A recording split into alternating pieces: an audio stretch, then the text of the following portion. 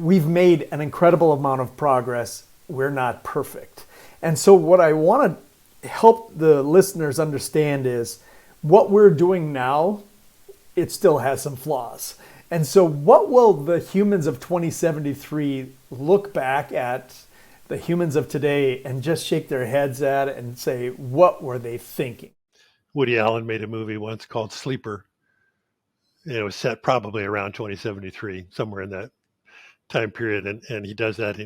He gets a big laugh in the movie about people sitting around saying those people back in the 1980s, they were so crazy. They thought smoking was bad for you, and they thought you couldn't eat steaks, and they thought that was bad for you. And they're all smoking and eating steaks and saying it. See, now we know that it was good for you. Um, I think this.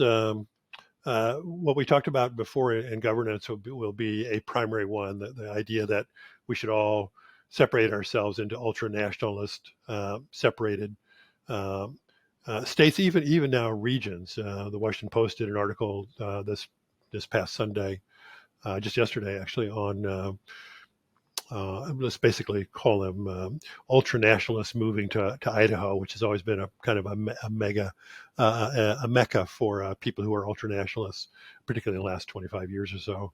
I grew up in Idaho, and it wasn't that way when I was growing up there. But I think they'll look back on that and say, that really wasn't smart. I think we'll look back and say, basically, finding fossil fuels and doing nothing with it except lighting it on fire. We won't understand, people in 2073 won't understand why we were continuing to do that, even at an accelerated pace right now in 2023, because they will see, as we see now, that we have better alternatives, cheaper alternatives, and there's no need to do it. And it's obviously it's bad for the climate. So they'll look back at that and say, why did they wait so long? Why did they wait for things to get as bad as they got before they really kind of went into emergency mode? I think that they'll look back at separation along racial lines, and be surprised that we were still as separated as we were, despite having an African American president and so on. In 2023, they'd be surprised at how separated we were.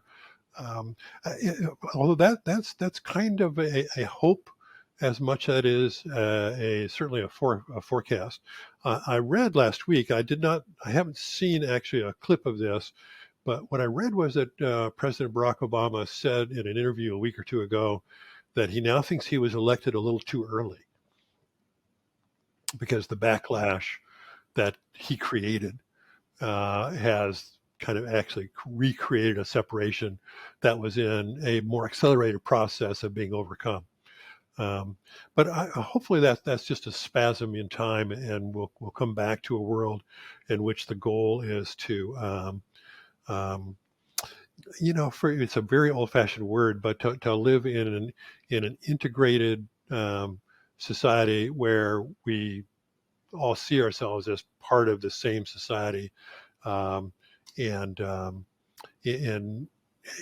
the goal is to live together rather than to live next to each other separately, if that makes sense. So I think that people will look back at that. Will be two more. If you think of generations as being 15, 20 years in length, maybe 20 years, in 50 years will be 2.5 more generations beyond our generations.